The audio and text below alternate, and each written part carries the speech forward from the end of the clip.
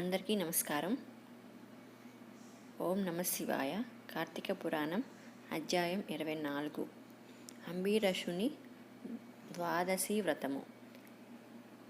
అత్రి మహాముని మరలా అగస్త్యునితో, ఓ కుంభస్తంభవ, కార్తీక వ్రత ప్రభావము నెంత విచారించినను ఎంత వినినను తనివి తీరదు. నాకు తెలిసినంతవరకు వివరింతును, ఆలకింపుము.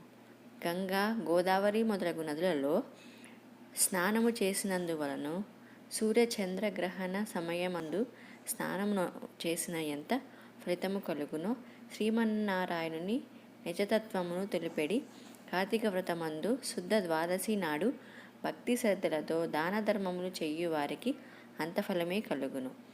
ఆ ద్వాదశి నాడు చేసిన సత్కార్య ఫలములను ఇతర దినములలో చేసిన ఫలముల కంటే 1000 రెట్లు అధికము కాగలదు.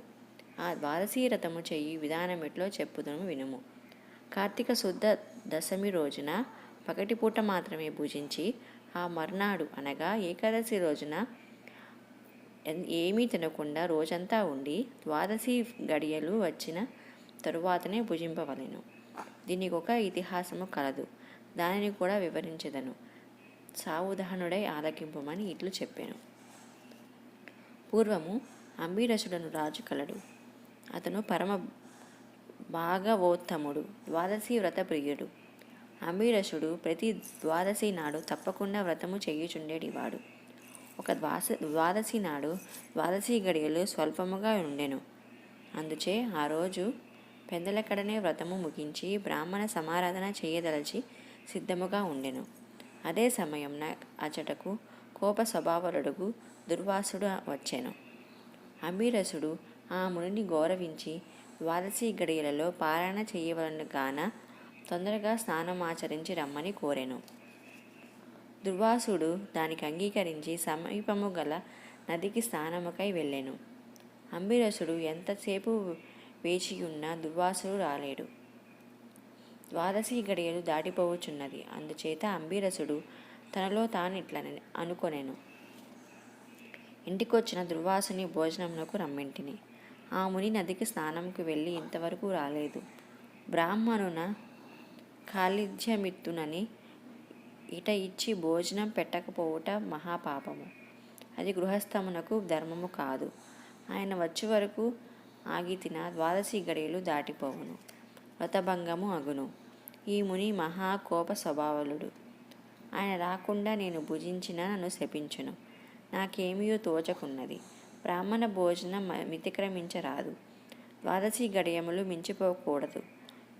గడియలు దాటిపోయిన పిదప భోజన చేసిన ఎడల హరిభక్తుని నిందించును.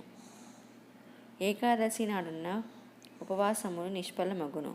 ద్వాదశి విడిచి భుజించిన భగవంతునకు భోజనమును చేసిన దుర్వాసనకు కోపం వచ్చును. అదినియుగాక ఈ నియమమును నేను అతిక్రమించిన ఎడల వెనుకటి జన్మ ఎందు చేసిన పుణ్యములు నశించును. దానికి ప్రాయచిత్తము లేదు అని ఆలోచించి బ్రాహ్మణ శాపమునకు భయము లేదు.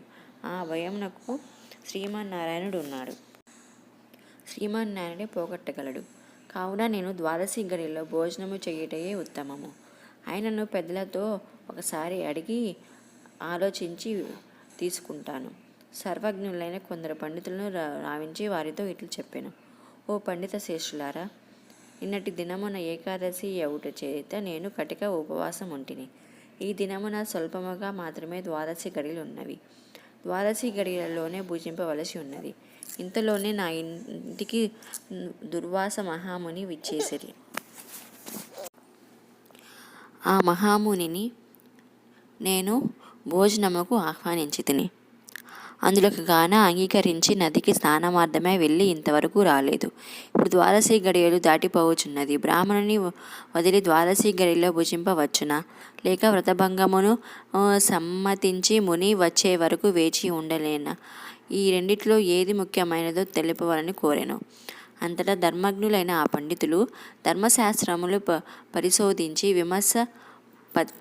ప్రతి విమర్శలు చేసుకొని దీర్ఘముగా ఆలోచించి, మహారాజా, సమస్త ప్రాణకోటిలు కుహరములందు జఠరాగ్ని రూపమున రహస్యం ముగానున్న అగ్నిదేవుడు ఆకలిని పుట్టించి ప్రాణులను భుజించిన చతుర్విధానమును పచనము గావించి దేహేంద్రియాలకు శక్తి నొసంగుచున్నాడు. ప్రాణవాయువు సహాయముతో జఠరాగ్ని ప్రజ్వరిల్లును. అది చెలరేగిన క్షుద్బాధ దప్పిక కలుగును. ఆ తపము చల్లార్చవలనన్న అన్నము నీరు పుచ్చుకొని పరచవలను. శ్రీరామునకు శక్తి కలుగుగా చేయువాడు అగ్నిదేవుడు. దేవేంద్రుల కంటే అధికుడై దేవజ్ఞుడై నాడు. అగ్నిదేవునందరూ సదా పూజించవలను. గృహస్థు ఇంటికి వచ్చిన అతిథి కడజాతి వాడైనను భోజనము ఇచ్చి తప్పక మనము పెట్టవలను. అందులోనూ వేదాంగ విద్వాంసరుడు మహా తపస్శాలి సదాచార సంపన్నుడను అయిన దుర్వాస మహామునిని భోజనమునకు పిలిచి వానికి పెట్టకుండా తాను భుజించుట వలన మహాపాపము కలుగును. అందువలన ఆయుక్షీణము కలుగును. దుర్వాసునంతటి వానిని అవమానమొనర్చిన పాపము సంప్రాప్తమగును అని విశదించిరి. 24వ రోజు పారాయణం సమాప్తం. వింటి కదరా friends. Thank you so much. Please subscribe. Thank you so much for watching.